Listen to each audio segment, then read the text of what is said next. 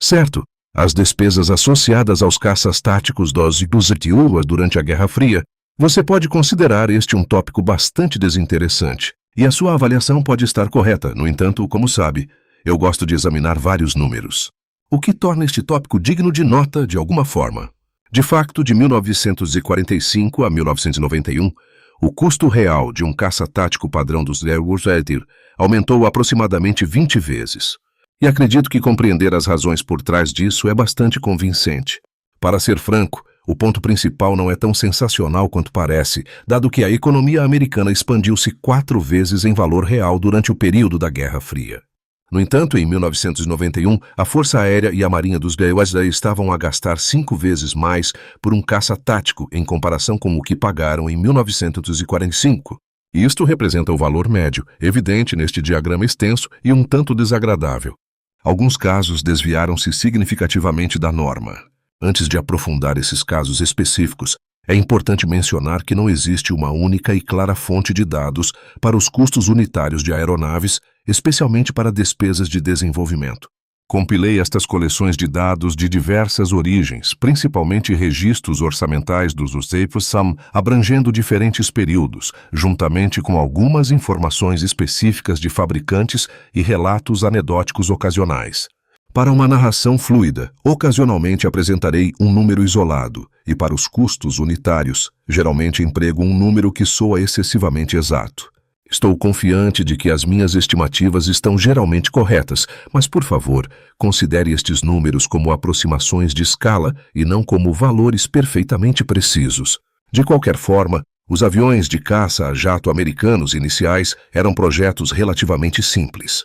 Um P-80 Shooting Star incorreu em despesas para os contribuintes americanos que variaram de $95.000 a $110.000 em 1947, ou entre $450.000 e $550.000 quando ajustado aos valores de 1981.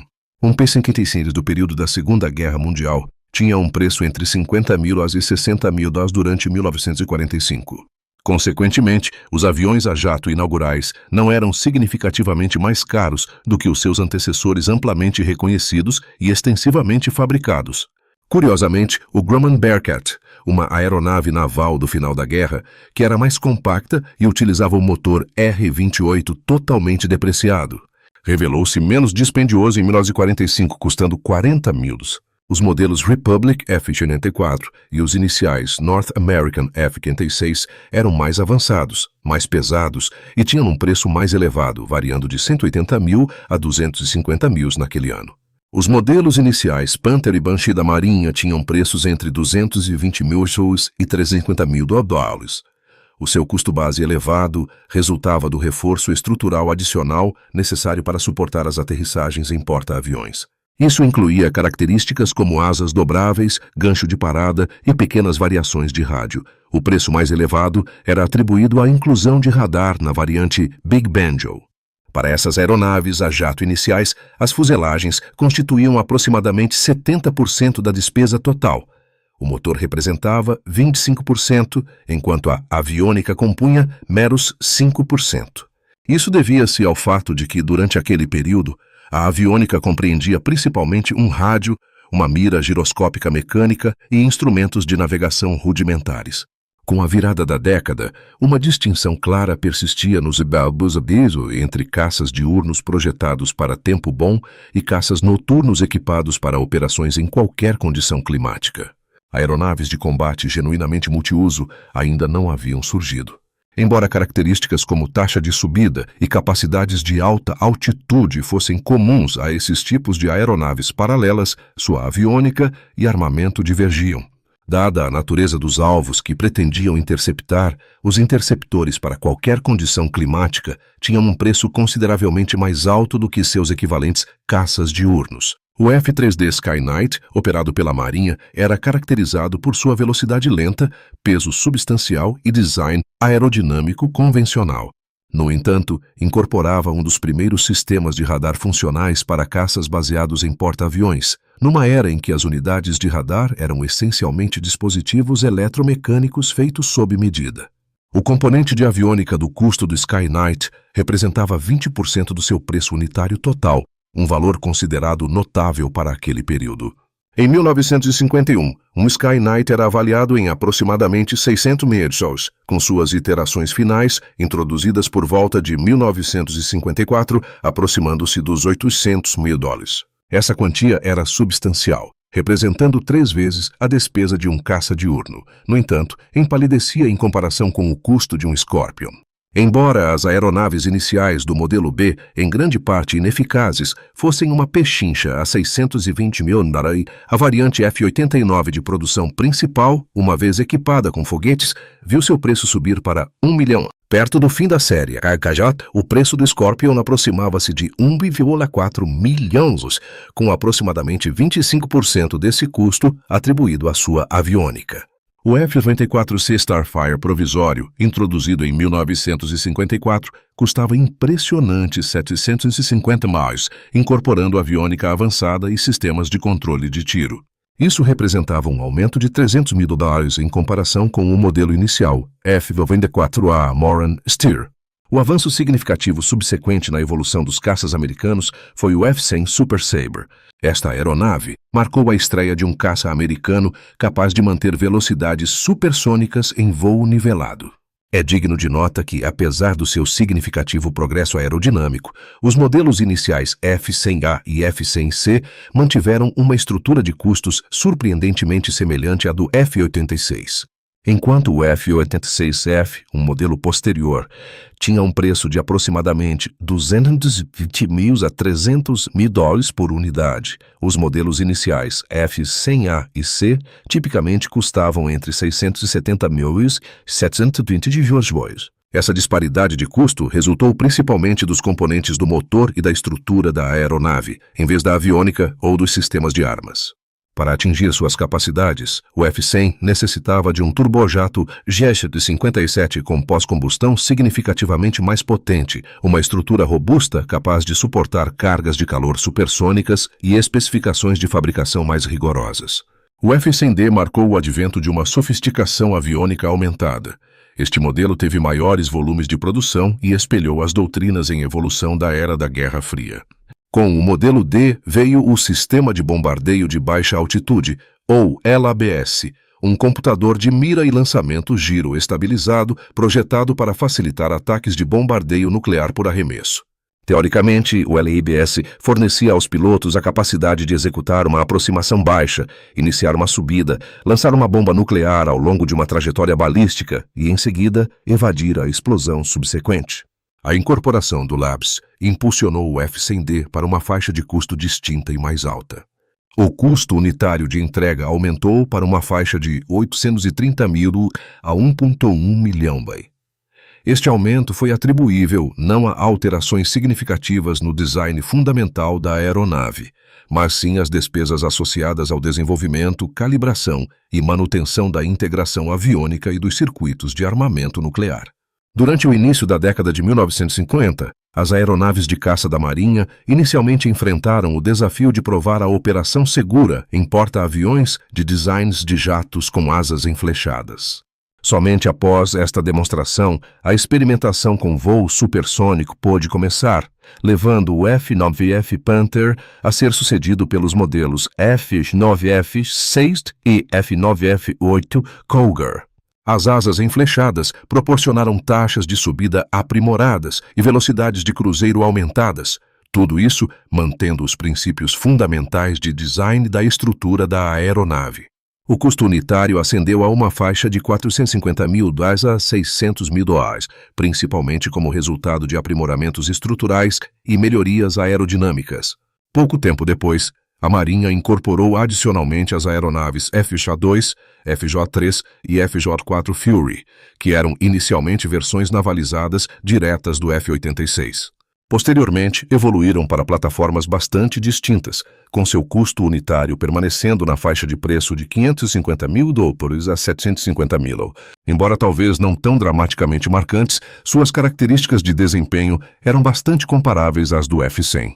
Essas aeronaves funcionavam como potentes caça-bombardeiros equipados com capacidades de entrega nuclear. Em contraste, o Volt F-7U Cutlass ocupava uma classificação distinta em comparação com os Panthers. Ao contrário dos Cougars e Furies, o Cutlass representava um avanço conceitual significativo. Um caça sem cauda, com asas enflechadas, baseado em porta-aviões.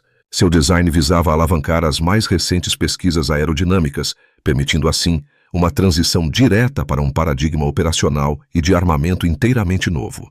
Essa abordagem ignorou etapas evolutivas incrementais.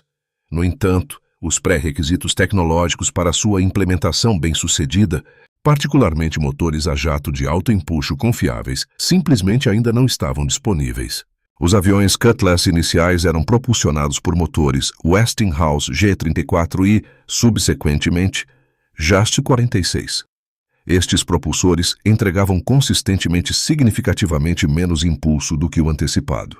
Além disso, eles apresentavam problemas persistentes de fiabilidade. Consequentemente, as suas capacidades operacionais não atingiam os padrões desejados. Entretanto, a necessidade de reforço estrutural aumentou o peso da fuselagem e elevou significativamente as despesas. O custo de saída de fábrica de cada aeronave individual subiu para $900 mil, atingindo a faixa de $1,2 milhões. Isso tornou o Cutlass mais caro do que aeronaves operacionais que tinham um desempenho eficaz. As despesas de desenvolvimento foram astronômicas. O projeto F-7U incorreu em gastos estimados entre $200 milhões e $250 milhões, medido no valor da moeda daquele período. Esta soma era equivalente ao orçamento total de pesquisa e desenvolvimento para o programa F-105 Thunder Chief. No entanto, produziu um benefício operacional mínimo. Mesmo com os esforços recentes para apresentar a narrativa do Cutlass numa perspectiva mais favorável, apenas uma pequena parte dos fundos alocados foi realmente gasta na fuselagem da aeronave. A maior parte do orçamento foi alocada a modificações sucessivas de motores, reotimização das entradas de ar e retificação de problemas no sistema de controlo, bem como a implementação de melhorias na segurança de voo, especificamente para resolver a instabilidade severa de arfagem e mitigar acidentes de aterragem. Passando para um tópico mais positivo, o F-104 Starfighter, introduzido um pouco mais tarde na década de 1950, conformava-se largamente aos princípios de design convencionais de uma aeronave de caça. Aproximadamente 20% do seu custo total foi atribuído à aviônica, com cada unidade custando $1,5 milhões. A sua iniciativa de desenvolvimento exigiu apenas um investimento de $50 milhões. A semelhança na distribuição de custos entre o F-104 e o F-100 é bastante notável. Estas aeronaves provavelmente representaram os últimos designs de caças verdadeiramente fundamentais construídos para as operações de linha de frente da USAF. Após a sua conversão numa plataforma multifunções para a NATO, o preço unitário individual do F-104G variou entre $2 e $2,2 milhões. Lamentavelmente, também ganhou a reputação de fazedor de viúvas. As despesas associadas a aeronaves para todas as condições meteorológicas aumentaram dramaticamente no início da década de 1950. Esta tendência particular teve origem, na verdade, noutro caça da série Século, o frequentemente ridicularizado F-102. O Deuce marcou o primeiro caça dos ET-102, onde o principal fator de custo foi o seu sistema de controlo de tiro, em vez da sua fuselagem ou motor. De facto, o sistema de controlo de tiro e mísseis foi adquirido inicialmente, e a aeronave foi subsequentemente projetada para os integrar. Os modelos de produção iniciais do F-102A tinham um preço de cerca de $1,2 milhões. Avaliado na moeda de meados da década de 1950, as unidades de produção posteriores aumentaram para $1,5 milhões. A quota de 20% do custo unitário do F-102 alocada à aviônica espelhava a do F-100D. O custo de desenvolvimento do F-102 foi significativamente maior do que o do F-100, em parte devido ao seu tamanho maior e aos desafios de fabricação do seu novo design de asa delta, embora o custo unitário fosse comparável. As fontes variam, mas a minha melhor estimativa é que cerca de $500 a $700 milhões em valores do início dos anos 1950 foram gastos no Deuce, em comparação com $40 a $55 milhões no F-100. Desse montante, $9 milhões foram para a integração do F-100D dos Labs. Cerca de 60% do orçamento de desenvolvimento do F-102 foi para a RUGAS. Para o MA-1 e o MG-10, essa proporção teria sido ainda maior se a Convair não tivesse precisado de cerca de 100 milhões de dólares para redesenhar a fuselagem de acordo com a regra da área. Assim, os US gastaram dinheiro em armas estratégicas no DIUS, que, em certo sentido, era exatamente isso. No final da década, o ADC obteve o interceptor que realmente queria na forma do F-106. Seu custo de desenvolvimento também ficou entre 600 e 700 milhões de dólares, e cada um custava cerca de 2 milhões de dólares, dos quais 40% eram para aviônicos. O sistema de controle de fogo MA-1 era o item mais caro da aeronave. Defender-se contra um ataque nuclear a qualquer momento, sob quaisquer condições, era uma coisa. Mas os US também queriam que a Força Aérea Tática pudesse causar destruição total em todos os níveis e em todos os teatros. Isso levou ao desenvolvimento do F-105 Thunder Chief, uma variante F-105D. Seu custo no final dos anos 1950 era de cerca de 1,9 a 2,2 milhões de dólares, o que equivale a 9 a 11 milhões de dólares em valores de 1991. Embora o F-105 fosse grande e complexo em sua estrutura, o ônus do custo não se correlacionava claramente com o peso ou a potência. A principal razão eram os sistemas de navegação, alcance por radar e entrega de armas do TEHUD, projetados para ataques nucleares de baixo nível. Assim, 30% do custo estava nos aviônicos. Os custos de P&D ficaram entre 220 e 300 milhões de dólares. Mas, novamente, o F-105 era considerado uma arma estratégica, então esse número era, na verdade, bastante modesto. Completando a série Century estava o F-101 Voodoo, que mencionarei para fazer um ponto não tão sutil. O Voodoo foi originalmente desenvolvido como um caça-bombardeiro nuclear monoposto. Nessa forma, custava cerca de 1,3 milhão de dólares, e cerca de 10% do custo unitário era para aviônicos. Quando convertido para o interceptor F-101B, tornou-se uma aeronave de 1,9 milhão de dólares, com o sistema de controle de fogo Hughes M813, respondendo por mais de 20% desse custo. A adição de sistemas de navegação, link de dados SAGE e o pacote de aviônicos por si só representava mais de 30% do custo unitário. À medida que o radar e os sistemas de controle de fogo se tornaram os fatores decisivos na interceptação, ou melhor, à medida que os planejadores perceberam isso. O custo da aeronave começou a ser dominado pelo hardware de processamento de sinal, interfaces de exibição de fila, sistemas de resfriamento e roteamento de energia. Chicotes de fiação, blindagem eletromagnética e mitigação de ruído, etc. Esses sistemas não diminuíram de custo com o volume de produção porque, na época, eles não se adaptavam facilmente aos processos de fabricação em linha de montagem. A indústria de microeletrônica civil era muito limitada. Assim, não havia economias de escala na cadeia de suprimentos. A curva de aprendizado que se aplicava à fuselagem e aos motores não se aplicava aos processos de radar e integração de aviônicos. Portanto, a partir deste ponto, o custo marginal da capacidade geralmente aumentava exponencialmente. Mesmo no início dos anos 1950, ficou claro que os soviéticos também começariam a armar todos os tipos de aeronaves com armas nucleares e usá-las para resolver todos os tipos de problemas táticos. Para a Marinha, isso significava que eles tinham que se preocupar com a sobrevivência de seus grupos de porta-aviões, mesmo durante o dia. Porque os bombardeiros a jato soviéticos eram rápidos e capazes de operar em grandes altitudes, e os caças a jato da Marinha eram geralmente menos ágeis do que seus contemporâneos baseados em terra. A Marinha foi a primeira a combinar proativamente as capacidades de caça diurno, noturno, interceptação e superioridade aérea em uma única aeronave. Os primeiros caças da Marinha, baseados nesse conceito, foram o Douglas F-4D Skyray e o McDonnell F-3H Demon. O custo unitário de fábrica para ambas as aeronaves estava na faixa de 1,1 a 1,4 milhão de dólares, comparável ao F-102 da USAF. Ao contrário do F-102, a estrutura de custos nessas aeronaves havia mudado. Os sistemas de radar e controle de fogo representavam de 20 a 25% do custo unitário.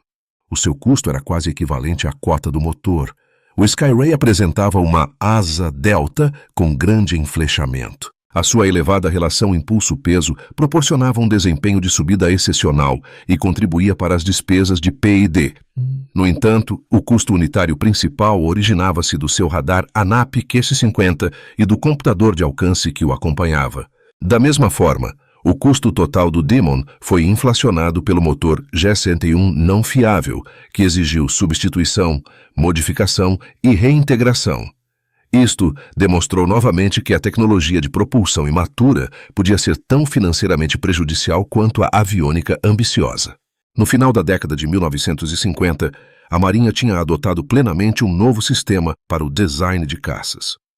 O F-11 Tiger foi essencialmente o último caça da Marinha, cujo custo unitário permaneceu predominantemente influenciado pela sua aerodinâmica e sistema de propulsão.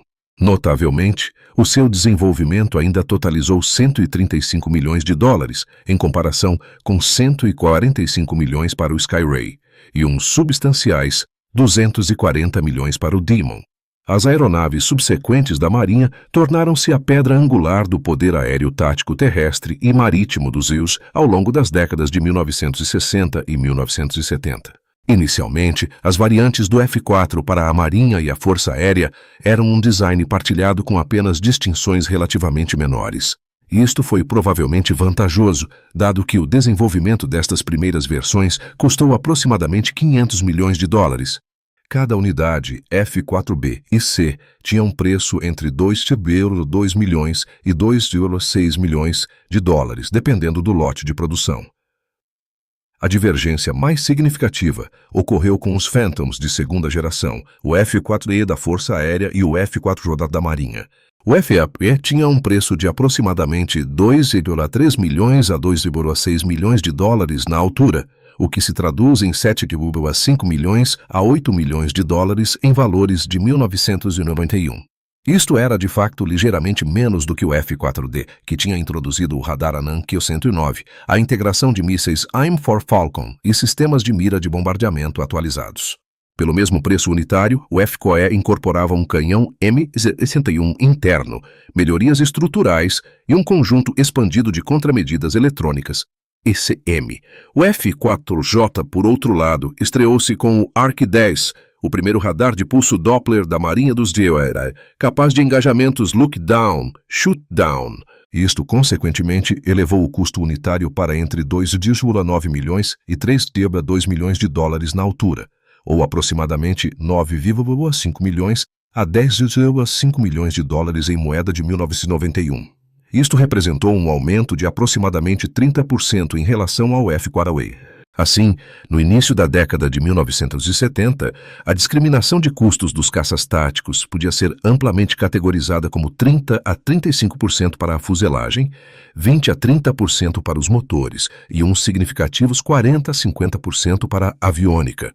A estrutura de custos prevalecente em 1947 tinha, em grande medida, sido invertida.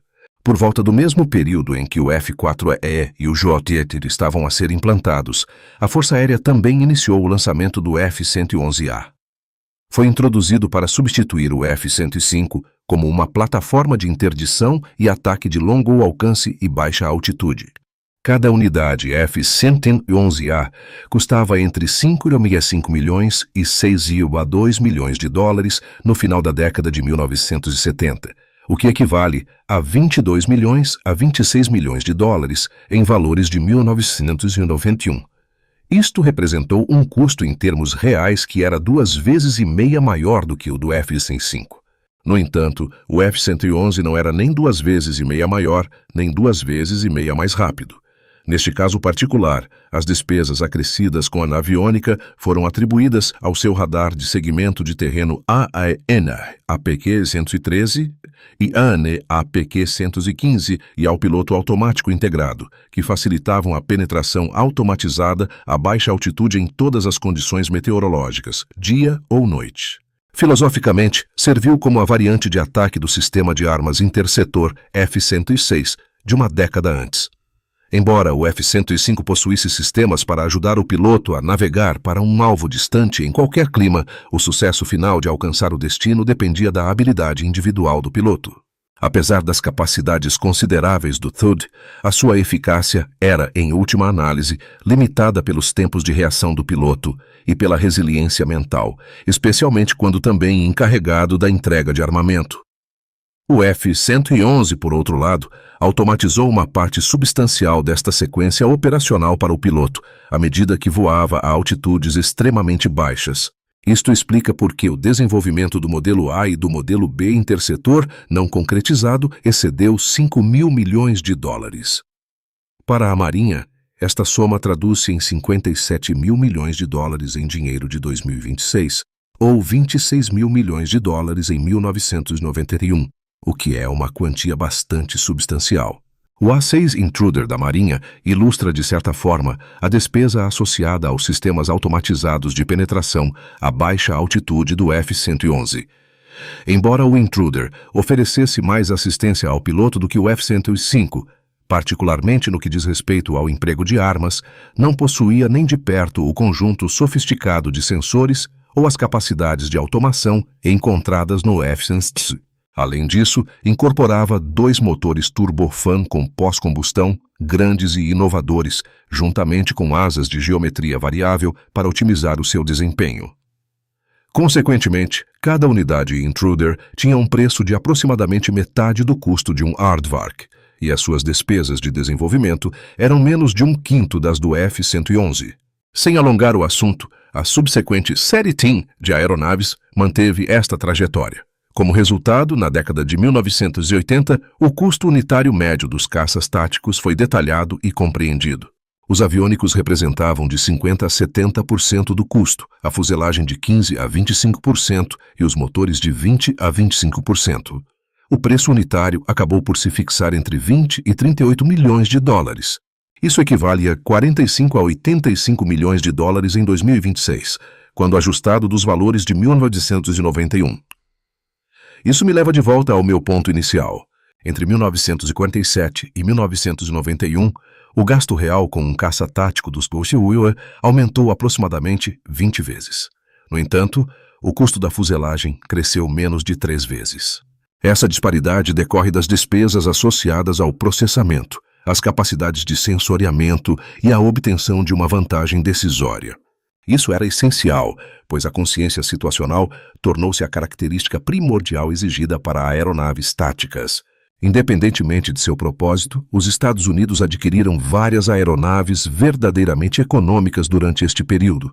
Estas destinavam-se a uma estrutura de força de alta baixa, em parte devido ao seu financiamento comparativamente limitado em relação à USAF. Além disso, uma parte do seu orçamento tinha sido alocada para projetos absurdamente caros e impraticáveis. Por exemplo, o Vigilante, que também acho bastante impressionante. No entanto, seu apelo não nega o fato de que representou um significativo desperdício financeiro. O Douglas A4 Skyhawk exemplificou o conceito de aeronave de baixo custo, sendo compacto, direto e excepcionalmente econômico. Os modelos iniciais A4A e C do Skyhawk tinham custos de aquisição variando de 0,8 a 1 milhão em moeda dos anos 1950, equivalente a aproximadamente 4 a 6 milhões em 1991. Por essa quantia, adquiria-se uma aeronave de ataque robusta, monomotor, com aviônicos básicos, uma fuselagem leve e despesas de manutenção excepcionalmente baixas. Este tipo de fuselagem permitiu a aquisição em massa e sustentou altos ritmos operacionais. Para expressar de outra forma, o A4 forneceu capacidades de ataque substanciais por uma mera fração do custo de seus equivalentes caças multiuso. Seu custo era de aproximadamente 1/4 a 1/3.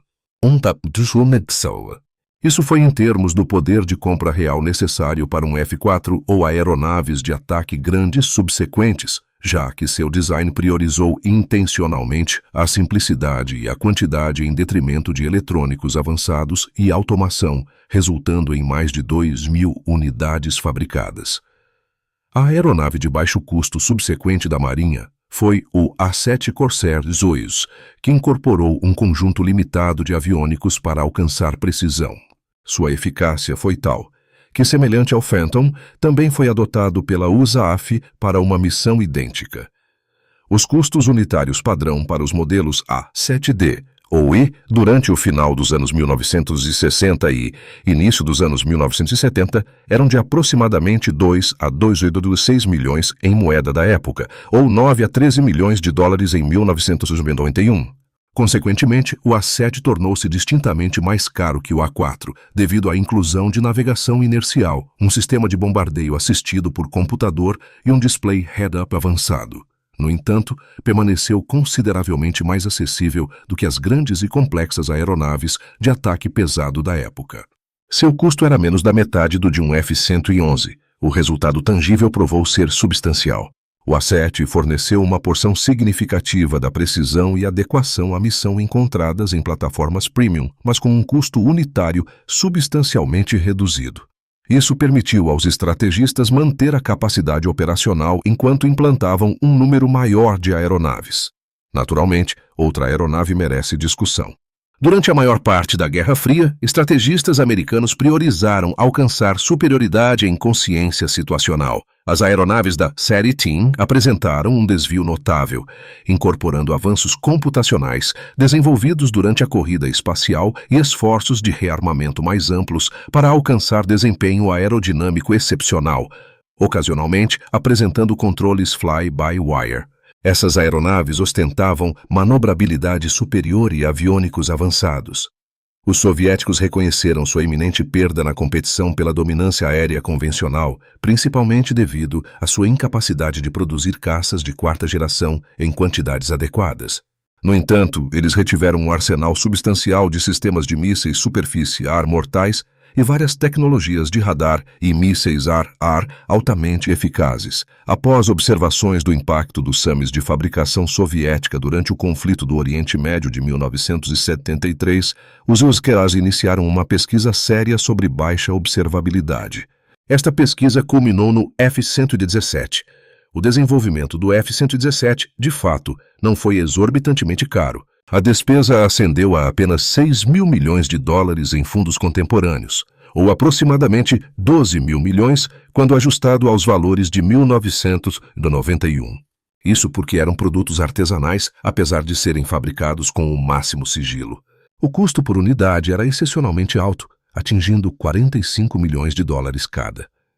Além disso, a despesa de desenvolvimento para cada aeronave foi de longe a mais alta daquele período, excedendo 100 milhões de dólares naquele ano, ou 200 milhões de dólares por unidade em 1991. Isso representou o preço para o subsequente grande avanço em capacidades.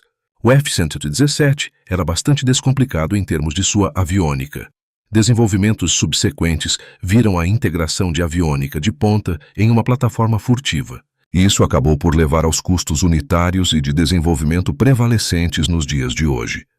De qualquer forma, este assunto em particular está além do escopo deste vídeo e, de facto, da minha discussão atual. O último aspecto que abordarei diz respeito às despesas operacionais destas distintas gerações de aeronaves. No final dos anos 1940 e início dos anos 1950, aeronaves de caça, como o F-86 e o Panther da Marinha, tinham um custo operacional entre 2.000 e 4.500 dólares por hora de voo, quando medido em dólares de 1991, e necessitavam apenas de 8 a 15 horas de manutenção para cada hora voada, em grande parte devido à sua composição fundamental de metal, combustível e um rádio. A introdução de caças supersônicos com radares, computadores de bombardeamento e sistemas de controle ambiental elevou os custos operacionais de aeronaves como o F-100D e o F-104 para uma faixa de 6 a 12 mil dólares por hora, exigindo 18 a 30 horas de manutenção para cada hora de voo. Durante a década de 1960, aeronaves sofisticadas com múltiplos sensores, incluindo o A4 e o A6, e o F-111 elevaram os custos horários para entre 14 mil e 28 mil dólares, exigindo 25 a 45 horas de manutenção para cada hora de voo. Na década de 1980, os jatos de combate tinham se transformado, em última análise, em sistemas de computação aerotransportados. Embora as caixas pretas fossem intercambiáveis com bastante rapidez e os sistemas de autoteste funcionassem excepcionalmente bem, o F-14, F-15, F-16 e FA-18 custavam consistentemente entre 22 mil e 45 mil dólares por hora para operar. Estes frequentemente necessitavam de 35 a 60 horas de manutenção por hora de voo. Embora a capacidade por hora de voo fosse claramente muito maior no final da Guerra Fria, havia consideravelmente mais problemas potenciais, e era necessário aproximadamente 10 vezes o esforço para garantir um nível básico de disponibilidade da missão. Isso, no entanto, é o custo do avanço. Concluirei as minhas observações aqui. Compreendo que este tópico possa ter sido um tanto intenso, mas espero que o tenha achado benéfico. Reuni estatísticas semelhantes sobre aeronaves de apoio e bombardeiros. Por isso, se estiver interessado em vê-las, sinta-se à vontade para deixar um comentário. Agradecemos por assistir.